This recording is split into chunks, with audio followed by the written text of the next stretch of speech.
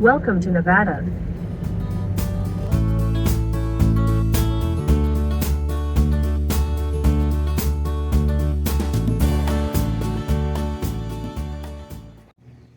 Hey guys, welcome back to the channel. If you can't tell, we are in Nevada and we are going to be making our way across the state of Nevada, and we're not driving the Comanche this time. We are driving our '89 Jeep XJ.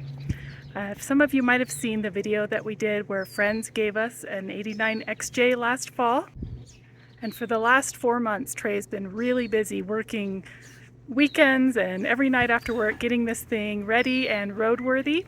And now we're going to drive it to visit our friends who recently moved to the eastern part of Nevada. We're going to visit them as a surprise. They don't know we're bringing the XJ. So it could be a roadkill situation. We're hoping we don't have mechanical issues. Unfortunately, Trey was test driving it, and day before yesterday it started dying. So he had to do a mad dash fix again. And it seems to be working fine. We've made it all the way to Nevada. I think we did 380 miles or something today. Took us about 7.5 hours. It's running really good, seems great. We did a kind of a budget lift on it, 2-inch lift, and there's a video for that if you're interested. And we also have 30-inch tires, but it's fairly stock and runs really well. Tonight we are staying in the historic Gold Hill Hotel and Saloon. I'll show you around a little bit. Gold Hill is right outside of Virginia City, so there's a lot of mining history here. There's a train nearby, we can hear it every once in a while. Our room is really quaint and cute, but it's very sloped. You feel like you're drunk when you're walking around. It's kind of fun though. And there's a cool saloon downstairs, so we might check that out later. Just kind of check out this little town here. We will be following Highway 50 across Nevada, the Loneliest Highway it's called. We have lots of cool stops planned, and we'll take you along for the ride. Hi, kitty. Hi.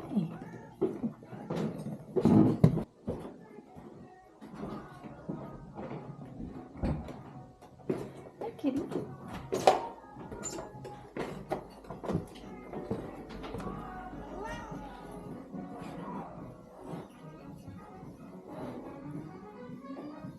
Oh, soft kitty. This hotel, along with many Nevada hotels, claims to be haunted.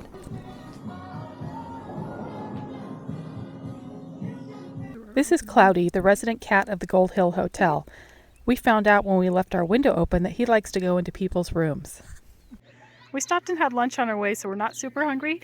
So we made a little cheese and cracker plate for dinner and a cocktail, and we're just eating it outside here. So this is a different cat that came to join us for dinner.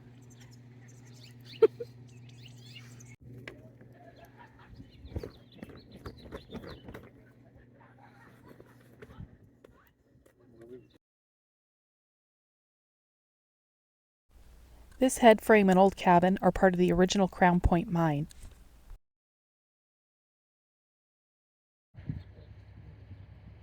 The Yellow Jacket mine, 700 feet away, was the location of the worst mining disaster in Nevada history, where 35 miners died in a fire that spread through the interconnected mines.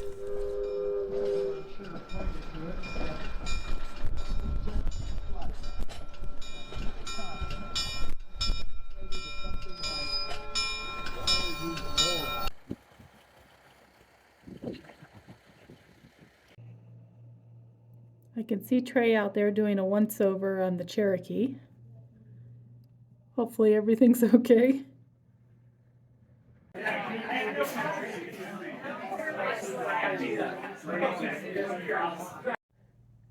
Good morning. We stayed here at Gold Hill. Did not get a good night's sleep, but we have lots of exploring to do today. So we are headed to Virginia City. It's still pretty early in the morning. Virginia City's really touristy, so we wanted to just do a walkthrough before all the crowds came, and then we'll continue on. We'll take you along. Virginia City formed when gold miners kept coming across a mysterious blue clay getting in the way of their gold mining. It turned out to be the largest silver strike in the world to this day and was known as the Comstock Lode, earning Nevada its state nickname, the Silver State.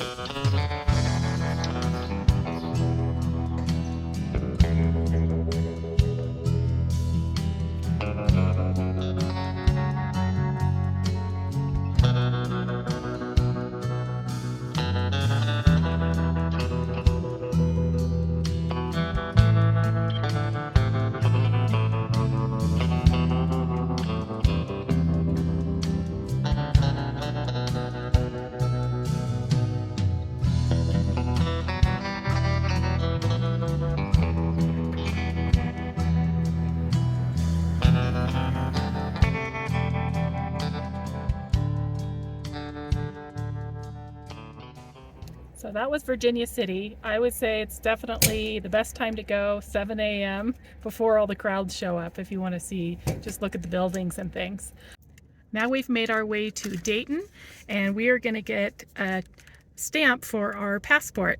And Nevada's really good about travel. If you visit travelnevada.com, they'll send you information and maps and this passport book where you can get stamps along the Loneliest Highway, which is what we plan to do. But if you have kids, it's a really fun thing to do too, I think. So our first stop is a coffee shop right over here to get our stamp and some coffee. And if you look for these signs, that's how you get your passport stamped. And back here, Oh, you send that in and then you get whatever it is. cool. Thank you. A certificate.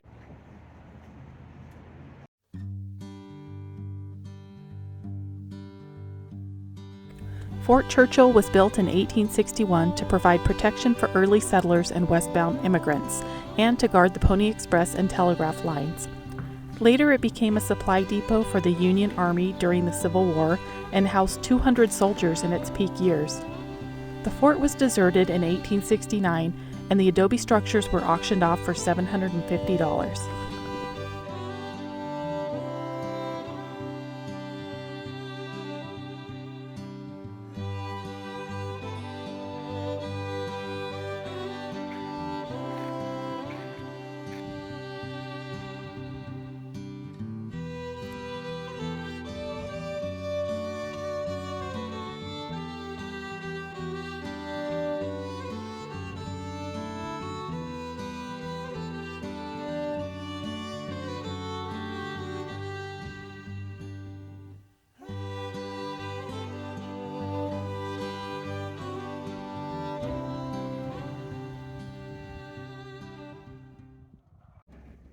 So Fort Churchill State Park was really interesting.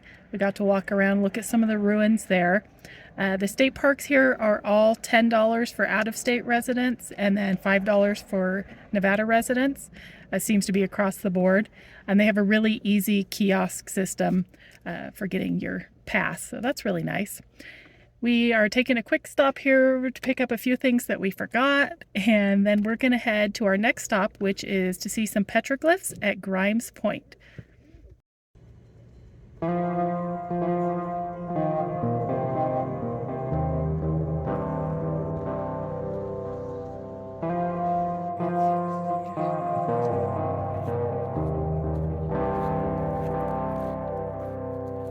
This pit and groove style petroglyph is believed to be the oldest at Grimes Point and dates back 7,000 years.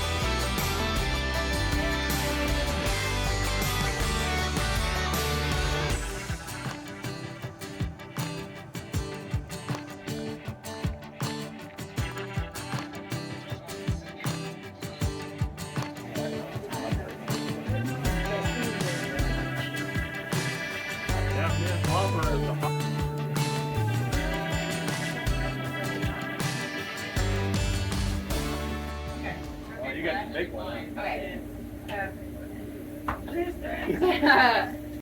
Decided to divide it up a little bit. Trey's got the top half, got the bottom. It was a lot of food.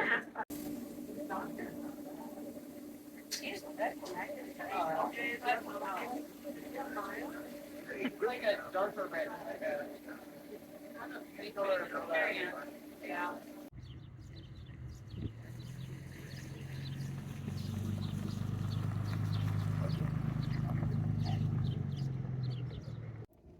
So that was lunch at Middlegate Station. They're famous for their monster burger, and they have a contest where if one person can eat that whole burger plus the fries, you get a free t-shirt or something. We split it and we still have like a whole nother meal left over. So we're not going to win that contest. It was delicious. It was really good though. Yeah. Really friendly people there too. It was a lot of fun. It's a really cool stop. So we just came a little bit further down the road and we are at the Shoe Tree. And this is an official stop, and you throw a pair of shoes in this tree. And Trey actually brought a pair of shoes. So we don't usually leave garbage behind, you know, things like that, but this is an official Nevada tourism thing, so we're going to do it. Trey spray painted these old shoes. They say Jeep. Red, white, and blue. And this is the tree. Apparently it's not super easy to get your shoes up there the first try.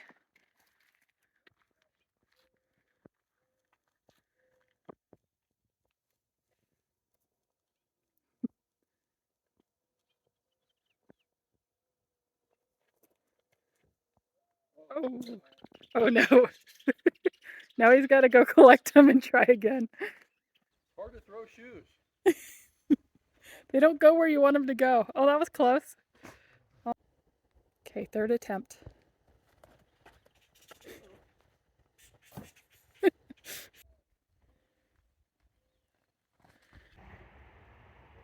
is the one, I feel it. Oh!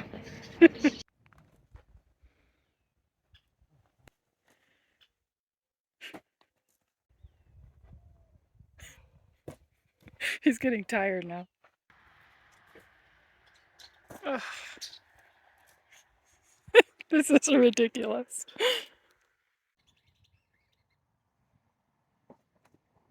Oh! They're hanging from other shoes. Yay! Victory! And then you're right here. Good job, honey. Okay.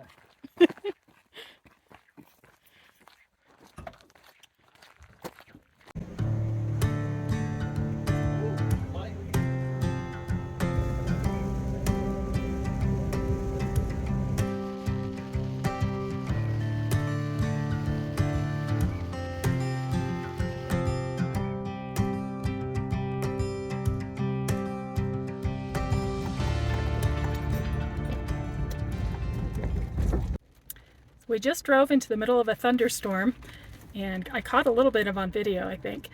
It started raining. We stopped here at an old telegraph station. You can't really see the ruins very well. They're all enclosed in a fence. We're kind of waiting out the rain to see if we can check them out. And then down a little bit further, there's a Pony Express station that we want to check out. So this is the old telegraph station. Is that what it says? Yeah. There's actually water flowing here. From these thunderstorms, probably. But yeah, you can't really get to them. It's kind of a bummer. There's the telegraph station. All right, those were a bust. So we're going to keep on heading down the road.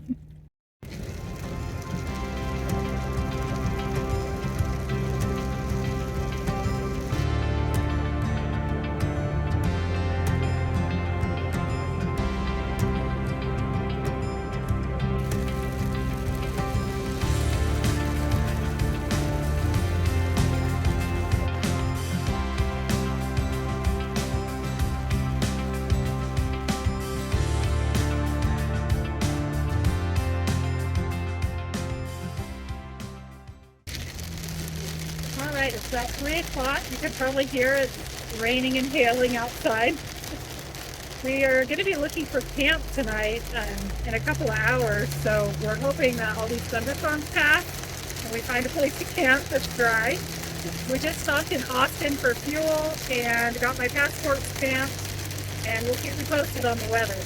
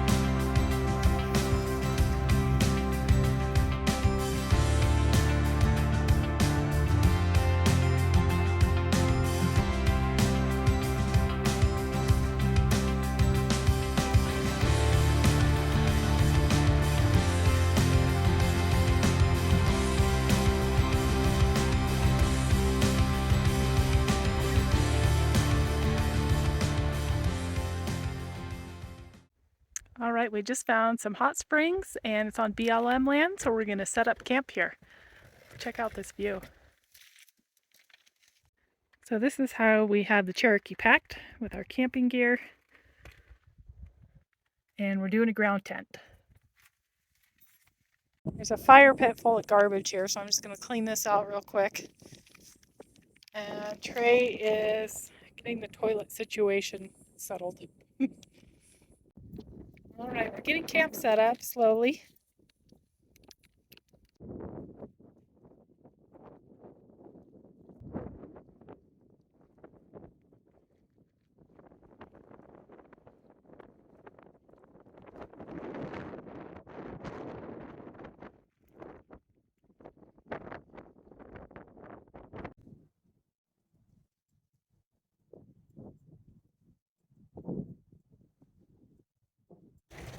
We just retreated to the inside of the Jeep. We had to throw our chairs in the back. And this storm made it to us. Hopefully our tent survives out there.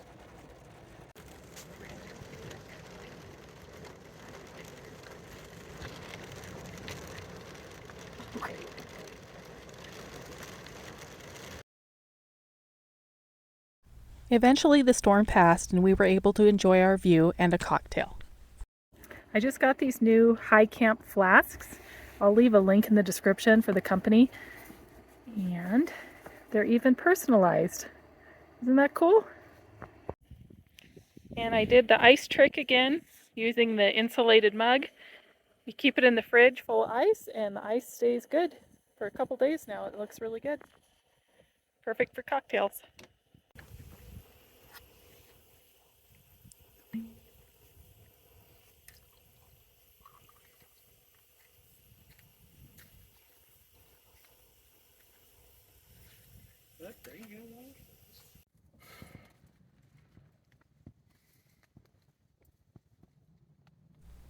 Later that night, we woke up surrounded by burros.